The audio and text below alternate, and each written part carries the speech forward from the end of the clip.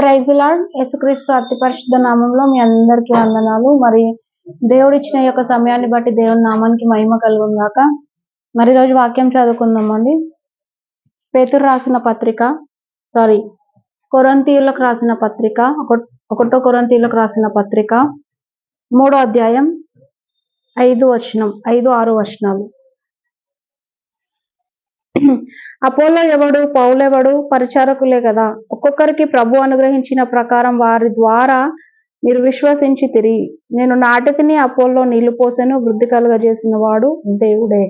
ఆమేన్. నేను నాటితిని, అపోల్లో నీళ్లు పోసెను, వృద్ధి కలుగజేసిన వాడు దేవుడే. హల్లెలూయా. దేవుని నామానికి మహిమ కలుగును గాక. అపోల్లో ఎవరండి, పౌలు ఎవరండి? ఎవరైనా కూడా దేవుని పరిచారకులే కదా అని చెప్పి ఇక్కడ వాక్యం మనకు సెలవిస్తుంది అనమాట. అయితే ఈ యొక్క వాక్యము నేను మీ ముందరికి తీసుకొని రావడానికి ముఖ్య ఉద్దేశం ఏంటంటే, మరి మేము సేవ ప్రారంభంలో మేము ఒక కుటుంబంలో ఒక వ్యక్తి అంటే మా యొక్క ఇల్లు కట్టే విషయంలో వాళ్ళు క్రైస్తవులుగా ఉండేవాళ్ళు. సో క్రైస్తవులుగా ఉన్నప్పుడు మరి వాళ్ళకు వాక్యం తెలుసు. ఎవ్రీడే వాళ్ళు అంటే ఎవ్రీ సండే వాళ్ళు చర్చ్కి వెళ్ళేవాళ్ళు. కానీ మధ్యలో ఒక సంఘటన జరిగింది. అంటే వాళ్ళు భార్యాభర్తలు గొడవలు పడుతూ ఎప్పటికప్పుడు కొట్టుకోవడం, తన భర్త త్రాగడం, తన యొక్క ఇంటిని పట్టించుకోకపోవడం, విడిచిపెట్టి వెళ్ళిపోవడం ఇలా జరుగుతుండేదన్నమాట. ఆ క్రమంలో ఆ యొక్క స్త్రీ, మరి ఏ యొక్క మేస్త్రిని అయితే మేము ఇంటి కన్స్ట్రక్షన్ నిమిత్తమే పెట్టుకున్నామో తన కూతురు, ఆ యొక్క స్త్రీ మరి బాధపడుతూ మా యొద్ద పనిచేయడం జరుగుతూ ఉండేదన్నమాట. సో ఆ ఒక కుటుంబమే, ఇంకా వేరే కుటుంబాలు ఏవీ లేదు. ఆ యొక్క కుటుంబము మరి తన బాధను చూసి మరి దైవ సేవకుడు అంటే అశోక్ కుమార్ గారు మరి నా భర్త ఆ టైంలో ఆ యొక్క కన్స్ట్రక్షన్ పనుల నిమిత్తమై తను ఉపవాసం ఉండి ప్రార్థన చేస్తుండే. అంటే మా ఇంటి విషయంలో, కన్స్ట్రక్షన్ విషయంలో దేవుడు ద్వారాలు తీయాలని చెప్పి ప్రార్థన చేస్తుండేవాడు.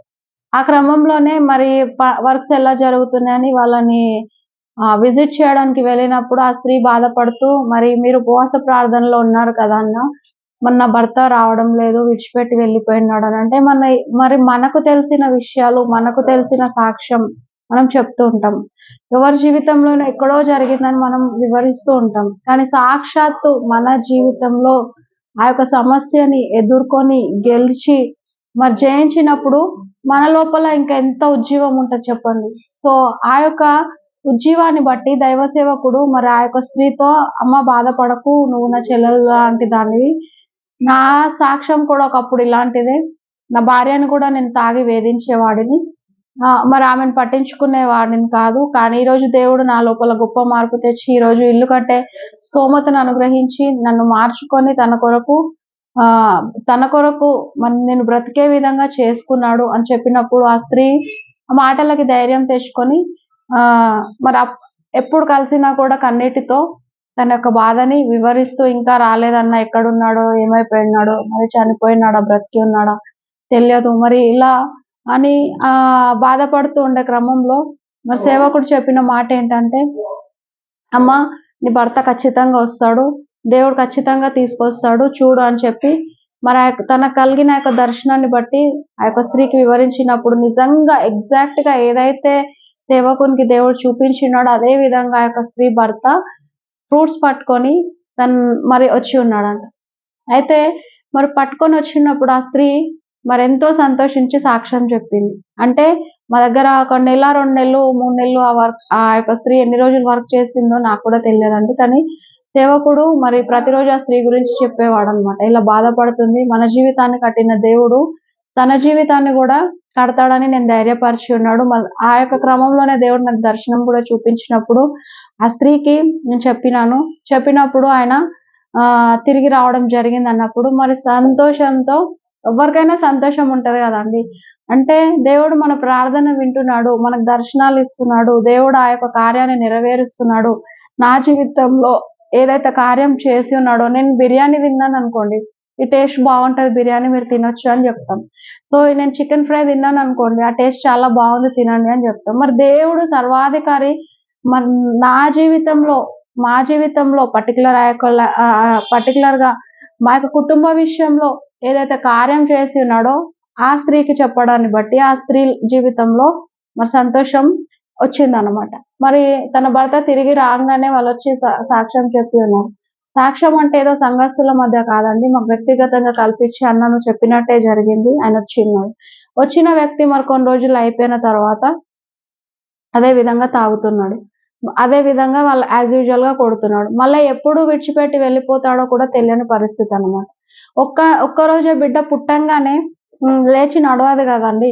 మరి అదే క్రమంలో ఆయన గూడా తాగి మరి ఆ విధంగా కొట్టడాన్ని బట్టి మరి సేవకుడు ఏమన్నాడంటే, "అమ్మ మీరెక్కడికైతే చర్చ్‌కి వెళ్తున్నారో మీరు రెగ్యులర్‌గా వెళ్ళండి. మార్నింగ్ వెళ్ళండి. కానీ ఒక 7 వీక్స్ రండి కలిసి ప్రార్థన చేద్దాం. తన లోపల మార్పు వస్తది. సో, మీ కొరకు నేను ఉపవాసం ప్రతిష్ఠించుకొని ప్రార్థిస్తున్నాను. మరి రండి" అని అన్నప్పుడు ఆ యొక్క స్త్రీ మరి తన యొక్క భర్తని తట్టుకోలేక మరి మా దగ్గరికి రాలేకపోయిందా? ఒక వీక్ అయితే వచ్చిందండి. ఒక వీక్ వాళ్ళిద్దరు వచ్చి ఉన్నారు. అట్లా క్రమక్రమంగా 4 వారాలు వాళ్ళొచ్చి ఉన్నారు. ఆ తర్వాత రాలేకపోయినారు. అంటే వాళ్ళ జీవితంలో సాక్ష్యం రిలీజ్ అవ్వంగానే వాళ్ళు వేరే ఇంకొక చర్చ్‌కి వెళ్ళిపోయి పెద్ద చర్చ్‌లు అంటున్నారు గదా! ఈ మధ్యలో. సో, పెద్ద చర్చ్‌లు వాళ్ళు ఎంతగానో కష్టపడితేనే ఈ స్థాయికొస్తారు. అందులో ఎలాంటి డౌట్ లేదు. మరి అక్కడికెళ్ళి సాక్ష్యం చెప్తుండే. అంటే అయితే ఈ విషయం పక్కన పెడితే మరి అక్కడ జరిగిన విషయం ఏంటంటే ఏ యొక్క సేవకుని దగ్గరికైతే ఆ కుటుంబం వెళ్తుందో వాళ్ళ తండ్రి, వాళ్ళంతా ఫ్యామిలీ వాళ్ళు మరి మమ్మల్ని ప్రశ్నించడం జరిగింది. మీరు రమ్మనొద్దు. అది కరెక్ట్ కాదు అని. అయితే ఇప్పుడు మరి ఈ యొక్క ఎగ్జాంపుల్‌లో మీరైతే ఏ విధంగా ఆలోచిస్తారో ఒకసారి కామెంట్ ద్వారా తెలియజేయండి. ఒకరు మనం తింటున్నామని మన ముందే మరి ఏడుస్తూ ఉన్నప్పుడు మరి ఆ యొక్క ధనవంతుడైన వాడు తను రోజు మంచి రొట్టెలు తింటూ ఆ యొక్క కాళ్ళ దగ్గర ఉన్న బీదవానికి రొట్టె ముక్కలు గూడా రొట్టె ముక్కలు ఏరుకునే పరిస్థితిలో చూసి చూడనట్టు వదిలేస్తే లెక్క అప్పజెప్పాల్సిన సమయం వచ్చినప్పుడు మరి తీర్పు విషయంలో అతనికి ఫలితం మనకందరికీ తెలిసిందే. అయితే మరి మన దగ్గర కూడా మన దగ్గర వర్క్ చేసే వాళ్ళు కావచ్చు, మన ఇరుగు పొరుగున బ్రతుకుతున్న వాళ్ళు కావచ్చు, వాళ్ళు పెద్ద పెద్ద చర్చెస్‌కి వెళ్తుండవచ్చు. లేదా వాళ్ళు ఫస్ట్ నుండి వాళ్ళ యొక్క ఆత్మీయ సంఘంలో ఎక్కడైతే ఎదుగుతున్నారో అక్కడికి రెగ్యులర్‌గా వెళ్తుండవచ్చు. కానీ మన దగ్గరకు ఆ పర్టిక్యులర్ టాపిక్ వచ్చినప్పుడు మనం జయించి ఉన్నాం కాబట్టి జయిస్తాము అన్న విశ్వాసం మనం బోధిస్తాం. సో, మరి ఆ యొక్క సేవకులు మరి ఆ విధంగా మమ్మల్ని ప్రశ్నించడం మాత్రం మాకు నచ్చలేదు. అయితే ఇదే విషయంలో మరి మీటింగ్ జరిగినప్పుడు వస్తే మీ దగ్గరనే ఉండనియ్యండి. లేదంటే వస్తే మీ దగ్గర ఉంచుకోకండి. వాళ్ళని మాకు అప్పజెప్పండి. మేము సమాధాన పడతాం అనే విధంగా బోధలు జరుగుతున్నాయన్నమాట. అయితే మరిక్కడ బైబిలే స్పష్టంగా సెలవిస్తుంది. ఏమనంటే నేను నాటి తిని అపోలో నీళ్లు పోసెను వృద్ధి కలుగ చేయవాడెవరు? దేవుడు. దేవుడు ఆ వ్యక్తిని దర్శించాలి. దేవుడు ఆ యొక్క వ్యక్తిని మరి పట్టుకోవాలి. కార్యం చేయాలి. అలా నేను, నువ్వు అని సేవకులే కొట్లాడుకున్నట్లయితే ఆ యొక్క వ్యక్తి జీవితం ఏమవుతుంది? మరి అప్పుడు లెక్క అప్పజెప్పాల్సిన విషయంలో నేను లెక్క జెప్పాలా? ఎదుటి వ్యక్తి జెప్పాలా? మరి ఈ విషయంలో మీరైతే ఏ విధంగా ఆలోచిస్తారు? మరి దేవుని వాక్యం సెలవిస్తుందండి. ఏంటంటే వాక్యము రెండంచులు గల ఖడ్గము అని. అంటే మనం ఇటు సైడ్ ఎళ్ళినా మనకి అది తగులుతుంది. ఇటు సైడ్ ఎళ్ళినా మనకు తగులుతుంది. అవును నిజమే. ఒక వాక్యం సెలవిస్తుంది ఏంటంటే ఆహ్, నీ పొరుగువాని భార్యనైనను, నీ పొరుగువాని ఎద్దునైనను, నీ పొరుగువాని పనివాడినైనను దేన్ని నువ్వు ఆశించొద్దు అని జెప్తుంది. మనం ఆశ పడట్లేదు. కానీ కొన్ని గొర్రెలుంటాయి గదా! వాళ్ళకి ఆహారం సరిపోనప్పుడు పక్క వాళ్ళ వైపు చూస్తుంటారు. పక్క బోధకులు ఏం జెప్తున్నారు? ఇంకా అక్కడ ఏమైనా దీనికంటే బాగుందా? అని చెప్పి వాళ్ళు చూస్తూ ఉంటారు. పక్క వాళ్ళ జీవితంలోనికి తొంగి చూస్తూ ఉంటారు. అలాంటి వాళ్ళు మన సంఘంలోనికొచ్చినప్పుడు ఆ యొక్క గొర్రెల కాపరి కి ఏ విధంగా సమస్యలొస్తాయో, గొర్రెల కాపరిని ఏ విధంగా కాపర్ల మధ్యలో గొడవలవుతాయో, ఆ గొర్రెను బట్టి గూడా ఇంకా వేరే గొర్రెలు చెదిరిపోయే అవకాశం చాలా ఎక్కువగా ఉంటదండి. అతనుకున్న అలవాట్లను బట్టి కావచ్చు, అతనుకున్న పరిస్థితులను బట్టి కావచ్చు, ఆల్రెడీ కట్టబడి ఉన్న 10 మంది, 20 మంది వీడు తాగుతున్నాడు, వీడు చేయాల్సిందంతా చేస్తున్నాడు, వీడు తింటున్నాడు, వీడు ఎంజాయ్ చేస్తున్నాడు. సో, కాబట్టి మేము గూడా మా ఇష్టం వచ్చినట్టు చేయొచ్చు. తప్పేముంది? అతడు క్రైస్తవుడే, మేము క్రైస్తవులమే అని చెప్పి ఇలా పక్కదారి పట్టే అవకాశం చాలా ఎక్కువగా ఉంటది. మరి ఆ సంఘ కాపరి గూడా అన్నిటిని మర్చిపోయి, తన భార్య పిల్లల్ని కావచ్చు, తన యొక్క సంఘస్థులను కావచ్చు, అన్నిటిని మర్చిపోయి తప్పిపోయిన ఒక్క గొర్రె కోసమే దేవుడొచ్చిన విధంగా తనకు రోజు అడుగుతున్న క్రమంలో మరి వాక్యాన్ని బోధించడం తప్పంటారా? కరెక్ట్ అంటారా? మరి ఈ విషయంలో మరి ఆలోచించవలసిందిగా మనవి చేస్తున్నాను. సో మరి దేవుడు పక్కవానిది ఏది ఆశించొద్దు. మనం ఆశించి ఆ యొక్క గొర్రెలకి ఆ కాపరి గురించి మనం రాంగ్ ఇంటెన్షన్ చెప్పి రాంగ్‌గా బోధించి మన వైపు మళ్ళించుకుంటే అది రాంగ్ అవుతుంది. కానీ వాళ్ళంతట వాళ్ళొచ్చినప్పుడు మనం వాక్యం గాక ఇంకేం చెప్తామండి. మనం అనుభవించింది మనం చెప్తున్నాం. సో వాళ్ళకిష్టమైన దగ్గర వాళ్ళుంటారు. లేదనంటే ఇంకొక చర్చ్‌కెళ్తారు. కానీ మనం మన సంఘ మనం సేవకులుగా వాళ్ళని మనం దేవుని వాక్యం చేత కంట్రోల్ చేసి ముందుకు నడిపించాలి. అంతేగాని సాతానుకు అప్పగించడం, వాడు నీ దగ్గరొద్దు, నా దగ్గర వద్దు, వాళ్ళు లోకంలో కలిసిపోతే కలిసిపోని అనంటే ఆత్మకెవ్వరు ఉత్తరవాది. మరి ఇందుకోసమేనా దేవుడు మనల్ని సేవకు పిలుచుకుంది. ఒక గొర్రె మన సంఘంలో నుండి వెళ్ళిపోతే ఇంకా దేవుడు అంతకు రెట్టింపు మనుషులను మనకిస్తాడు. మరి మేము సేవ స్టార్ట్ చేసినప్పటి నుండి ఇప్పటి వరకండి మేము ఎవరినైతే కడతామో వాళ్ళు 2, 3 మంత్స్ రెగ్యులర్‌గా వస్తారు. ఆ తర్వాత సో మనము ఈ విధంగా మనం ఆలోచించడాన్ని బట్టి దేవుని విషయంలో మనం ఉత్తరవాదులం అవుతాం. ఇప్పుడు ఫర్ ఎగ్జాంపుల్ మనము రోడ్డు పైన నడుచుకుంటూ వెళ్తున్నాం. యాక్సిడెంట్ అయింది. అక్కడ పక్కనే ఏదో ఒక హాస్పిటల్‌లో మనం జాయిన్ చేస్తాం. అంబులెన్స్‌లో తీసుకెళ్ళి. అంతేగాని వీళ్ళ ఫ్యామిలీ డాక్టర్ ఎక్కడున్నాడో ఫోన్ చేయండి, ఫోన్ చేయండి అని చెప్పి ఫోన్ నంబర్స్ వెతకం కదా! ఫస్ట్ ఆ సమస్యలో నుండి బయటికి రావాలి. ఆ తర్వాత అతను ఆ యొక్క కొంచెం ఆరోగ్యం వచ్చిన తర్వాత అతని డెసిషన్, అతని స్తోమత, అతనికి ఎక్కడ దగ్గరుంటే, ఎక్కడ వీలు కలుగజేస్తే అతని ఫ్యామిలీ డాక్టర్ దగ్గరికే వెళ్లి ట్రీట్మెంట్ తీసుకుంటాడు. అది యాజ్ యూజువల్‌గా జరిగే విషయమే. కానీ యాక్సిడెంట్ అయినప్పుడు ఆలోచించాల్సింది నా గొర్రె, నీ గొర్రె అని చెప్పి సాతానుకు అప్పగించే పనిలో ఉన్న సేవకులకి దయతో నేను విజ్ఞప్తి చేస్తున్నాను. సో కంచె తెగ్గొట్టువానికి శ్రమ అని కూడా ఉంటది. కంచె నరుకువానికి కూడా శ్రమ అని ఉంటది. ఎవరు కూడా తెలిసి కంచెని నరకలేరు. కానీ దేవుని పొలంలో మనమందరము పని చేస్తున్న వాళ్ళమే. కాబట్టి మనము ఏ విధంగా నడవాలి? ఈ ఆత్మ పట్ల మనం భారం కలిగి ఏ విధంగా మనం నడవాలి? ఏ విధంగా నడుస్తే ఈ కుటుంబం కట్టబడుతుంది అనే విషయంలో మనం ఆలోచించి దేవుని యొద్ద ప్రార్థన చేసి మనం మరి ముందుకెళ్ళాలి. మరి ఈరోజు చాలా సంఘాలలో అండి మరి చాలా సంఘాలలోనే కాకుండా ఈ యొక్క సేవకుల మీటింగ్స్ అని అరేంజ్ చేస్తున్నారు. సహోదరులు ఐక్యత కలిగి ఉండాలని చెప్పి అందరిని ఆహ్వానిస్తున్నారు కరెక్టే. కానీ ఆహ్వానించిన తర్వాత నేను గొప్ప, నువ్వు గొప్ప అని చెప్పి మన గొప్పల గురించి మాట్లాడుకోవాల్సిన అవసరం లేదు. దేవుని వాక్యం ఏదైతే ఉందో అది మనం బోధించుకుంటూ మనం ముందుకు వెళ్ళాలి. అవును మా జీవితంలో కూడా మేము సేవ ప్రారంభించినప్పటి నుండి ఎంతో మంది గొర్రెలు వస్తున్నారు, వెళ్ళిపోతున్నారు. కానీ ఏ సేవకుని దగ్గరికెళ్ళి మేము నిలదీయలేదు. మా గొర్రెలు వీళ్ళు అని చెప్పి. ఏ సేవకుని కూడా మేము దూషించలేదు. ఏ సేవకుని కూడా మేము బ్రేక్ చేయలేదు. అంటే ఒక బ్రేక్ ఎయలేదు. మీరు మీ చర్చ్‌కి తీసుకెళ్తున్నారని చెప్పి. మాకు తెలిసినా కూడా వదిలిపెట్టినాం. మా గొర్రె అయితే అది మా దగ్గరికి ఎప్పటికైనా తిరిగొస్తది. కానీ మాకు సమృద్ధినిచ్చే వాళ్ళు ఎవరనంటే దేవుడు. హల్లెలూయా!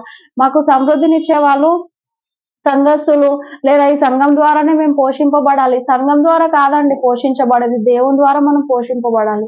సో మనము 10,000 మంది సంఘస్థులున్నా, 20,000 మంది ఉన్నా, 1,00,000 మంది సంఘస్థులున్నా మన చర్చ్ ఎంత పెద్దగా మనం ఎన్లార్జ్ చేసుకుంటూ వెళ్ళినా గూడా మనము దాని ఖర్చులు దానికే ఉంటాయి. సో కాబట్టి మనం దేవుడు ఇచ్చినప్పుడే మనం బ్లెస్ అవుతాం. యెహోవా ఆశీర్వాదం, ఐశ్వర్యం ఇచ్చింది కానీ నరుల కష్టార్జితం చేత అది ఎక్కువ కాదని దేవుని వాక్యం మనకు సెలవిస్తుంది. సో కాబట్టి నువ్వు సింగిల్ టైమ్ అంటే ఒకవైపు వాదననే మనం వాదించుకోవడం అది కరెక్ట్ అయినది కాదు. 2 వైపులా మనం వినగలగాలి. రెండు వైపులా విన్న తర్వాత మనం ఒక డెసిషన్‌కి రావాలి. అంతే గదా! మన చేతిలో బైబుల్ ఉంది, మైక్ ఉంది గదా! అని చెప్పి మనమే మాట్లాడింది వేదం. మేము ఎప్పటినుండో సేవ చేస్తున్నాం. మాకు 2, 3 బిల్డింగ్‌లున్నాయి. మాకు అక్కడ సేవ ఉంది, ఇక్కడ సేవ. సో ఎక్కడైనా సేవ ఉండనివ్వండి. కానీ మనకి వృద్ధిలోనికి తేవాలనంటే కూడా దేవుడు తేవాల్సింది తప్ప మనుషులెవ్వరు. జస్ట్ మనల్ని గమ్యానికి చేరుస్తారు. అంతే తప్ప వాళ్ళ నామంలో మనకు విశ్వాసం ఉందని, వాళ్ళ నామాన్ని బట్టి దేవుణ్ణి విశ్వసిస్తున్నామని ఇక్కడ వాక్యమే ఉంది కదా! చూడండి మరొక్కసారి చదువుతా. అపోల్లో ఎవడు? పౌలెవడు? పరిచారకులే కదా! అవును వాళ్ళు పరిచారకులే కదా! మేమైనా పరిచారకులమే కదా! ఎవరికి పరిచారకులం? దేవునికి పరిచారకులం. మనుషులకు గాదు. మరి అట్లనే ఒక్కొక్కరికి ప్రభు అనుగ్రహించిన ప్రకారం వారి ద్వారా మీరు విశ్వసించితిరి. వారి ద్వారా మనకు విశ్వాసానికి ప్రాపర్ ఛానల్ ఎవరనంటే జస్ట్ ఒక సేవకులు. వీళ్ళ దగ్గరికెళ్తే ఈ వాక్యానికి సంబంధించిన విశ్వాసం చెప్తారు. కాబట్టి మనం ఇక్కడికి వెళ్తున్నామని చాలా మంది వెళ్తుంటారు, బ్లెస్ అవుతుంటారు. దాన్ని బట్టి దేవుని నామానికి మహిమ కలుగును గాక. ఇప్పుడు నాకు కన్నుకు ప్రాబ్లమ్ వచ్చిందనుకోండి, ఐసైట్ వచ్చిందనుకోండి, నేను చెవి డాక్టర్ దగ్గరికెళ్లి ట్రీట్మెంట్ ఇయ్యమంటే ఆయన ఎట్టి పరిస్థితుల్లో కూడా యాక్సెప్ట్ చేయడు. సో నాకు రాదిది. నువ్వు ఎక్కడికెళ్ళాలంటే ఐ హాస్పిటల్‌కి వెళ్ళాలని చెప్తాడు. కానీ నేను డాక్టర్ దగ్గరికి వెళ్ళి మూర్ఖంగా నాకు ట్రీట్మెంట్ ఇయ్యండి అని అంటే వాళ్ళు అక్కడ గేట్ దగ్గర కూడా మళ్ళీ రానివ్వరు. సో అలాగే ఈరోజు ఆ యొక్క వ్యక్తి ఏ సమస్యతో బాధపడుతున్నాడో ఆ సమస్య తీరిపోయిన తర్వాత మనము దేవుని వేడుకున్నట్లయితే మన ఆత్మ మన దగ్గర నుండి ఎక్కడికి పోదు. మరి మా దగ్గర నుండి ఎంతోమంది చెదిరిపోయినారు. అంటే మేమే అనుకున్నాం చాలా సార్లు, ఎన్నో సార్లు బాధపడ్డాం. దేవుని దగ్గర ఏడ్చినాం.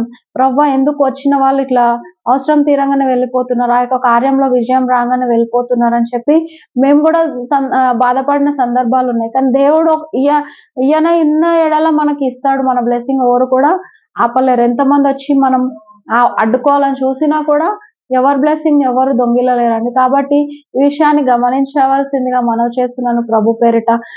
ఆ యొక్క వ్యక్తి పతనమైపోతే మనం అందరం సంఘంగా కూడి లేదా సేవకులందరంగా ఒక సంఘంలో బాడీలో మనం అందరం కూడా ఒకరు కన్ను, ఒకరు ముక్కు, ఒకరు చెయ్యి. కన్నుకేమైనా కూడా శరీరం మొత్తం స్పందిస్తది. చెయ్యికేమైనా కూడా శరీరం మొత్తం స్పందిస్తదని వాక్యంలో ఉంది. కాబట్టి మనము అందరము కూడా స్పందించి ఆత్మని ఏ విధంగా కట్టాలి అన్న విషయంలో సమాధాన పడి ముందుకు తీసుకెళ్తే బాగుంటది. అంతేగాని మరి ఈ రోజుల్లో ఈ మీటింగ్‌కి వెళ్ళినప్పుడు పర్టిక్యులర్‌గా నా రక్తపు కూడు నువ్వు తింటున్నావు అని చెప్పి వేరే సేవకులను ఉద్దేశించి అలా మాట్లాడడం గాని, లేదనంటే ఆ యొక్క శాపనార్థాలు గాని, మనం శాపనార్థాలు ఎవరినైతే పెడతామో శాపనార్థాలు ఆ పర్టిక్యులర్ వ్యక్తినే ఎళ్తాయండి. ఎవరు నీ నోటి నుండి పాల్యంగి గారి బుక్స్ చదువుతానని చెప్పినాను గదా! తన ఒక కపుల్ వచ్చినారంట. ఒక కపుల్. అయితే వాళ్ళు రెగ్యులర్‌గా వచ్చేవాళ్ళు. భర్త మధ్యలో కట్ అయిపోయినాడు. సో, ఆ స్త్రీ ఏమని అంటుందంటే ఒకసారి ఆ యొక్క పాస్టర్‌తో ఏమని అంటుందంటే, పాస్టర్ గారు నేను నా భర్త కోసం ఎన్నో త్యాగాలు చేసినా, నా కుటుంబాన్ని విడిచిపెట్టినా, నేను ఉద్యోగం చేసినా, తన ఇంట్లో ఉన్నా కూడా నేను సంపాదించి అతనికి పెట్టినా చివరికి అతను వదిలేసి నన్ను వెళ్ళిపోయినాడు అని చెప్పి ఏడిసి అతని జీవితం సర్వనాశనం అయిపోతుందని ఇలా శాపన వచనాలు పెడుతున్నప్పుడు ఆయన అన్న ఒకే మాట ఏంటంటే, అమ్మా నువ్వు ఆయనను దీవించు. దీవిస్తే ఆ యొక్క దీవెన నీ నోట్లో నుండి రావడాన్ని బట్టి ఎదుటి వాళ్ళకంటే ముందు ఆ దీవెన వచనం నీకే పనిచేస్తది. కానీ నువ్వు ఎవరినైతే శపిస్తున్నావో ఆ శాపపు మొదట నిన్నే ఎళ్తది అని చెప్పి. అంటే మనము ఇతరులను క్లీన్ చేసే క్రమంలో మురికి మంచి వాటర్ పట్టుకున్నట్లయితే మన చెయ్యి ఫస్ట్ క్లీన్ అవుతది. ఎదుటి వాళ్ళకి ఆ యొక్క వాటర్ మొత్తం ఆ ఫ్లో వెళ్ళిపోయి స్ప్రెడ్ అయ్యి అది మొత్తం నీట్‌గా అవుతది. మనం ఒకవేళ డ్రైనేజ్ వాటర్ పట్టుకొని మగ్గులో తీసుకొని వాళ్ళ మీద పొయ్యాలనుకున్నాం అనుకోండి, ఫస్ట్ మన చేయికే ఆ యొక్క డ్రైనేజ్ వాటర్ అనేది అంటుకుంటదనమాట. కాబట్టి మనం ఇతరులను దీవిస్తే మీరు దీవించుడి దీవించబడతారని దేవుని వాక్యం సెలవిస్తుంది. మనం దీవించి సమాధానపూర్వకంగా ఎలా ఉండాలి అన్నది మనం ఆలోచించి ప్రభు పేరిట మనం ముందుకు వెళ్ళాలి. కానీ ఈ యొక్క సేవకుల మీటింగ్స్ అని మనం ఐక్యతగా ఉండాలని చెప్పి మనం జిల్లా స్థాయిలో గుర్తింపు పొందాలి, ప్రపంచవ్యాప్తిగా గుర్తింపు పొందాలనంటే మనం 20 మంది మధ్యలోనే మన యొక్క బిహేవియర్ క్లియర్‌గా అర్థమవుతుంది. మరి మనం ముందుకు ఏ విధంగా వెళ్ళగలుగుతాం? మనం ఏ విధంగా ఇతరులకు మాదిరికరంగా ఉండగలుగుతాం? సంఘానికి మాదిరికరంగా మొట్టమొదటిగా ఉండే వ్యక్తే దైవ సేవకుడు.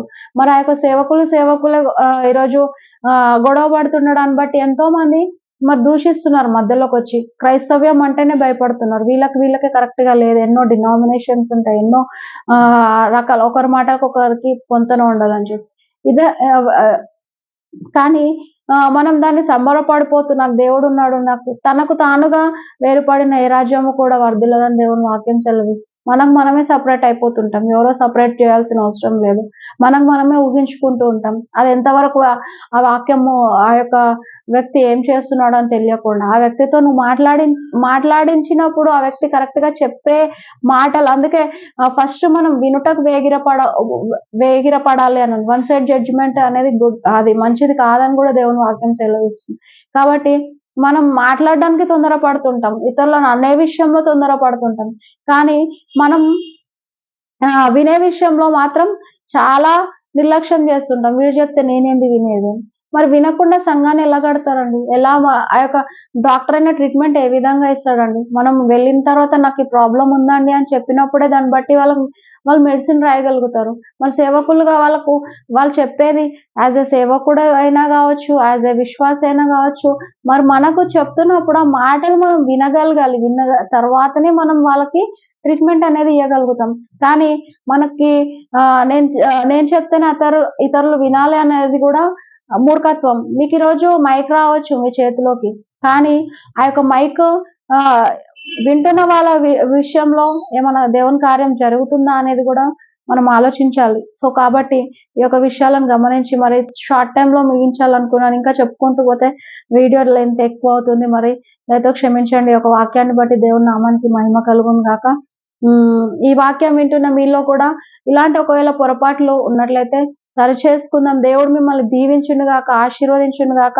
మరి ఏ వాక్యమైనా, ఏ మాటైనా దేవుడు ఏదో ఒక పర్పస్ తోనే మాట్లాడిపిస్తాడు. కాబట్టి వాళ్ళు అంటున్నారని మనం తప్పు చెప్పట్లేదు. మనం వాళ్ళని శాపనార్థాలు పెట్టట్లేదు. అట్లా అని వాళ్ళని కించపరచట్లేదు. కానీ మన హృదయంలో ఏమున్నది? మనం ఆ పర్టిక్యులర్ విషయంలో మనం ఏం చేస్తున్నాము అన్నదే ఇంపార్టెంట్ అన్నమాట.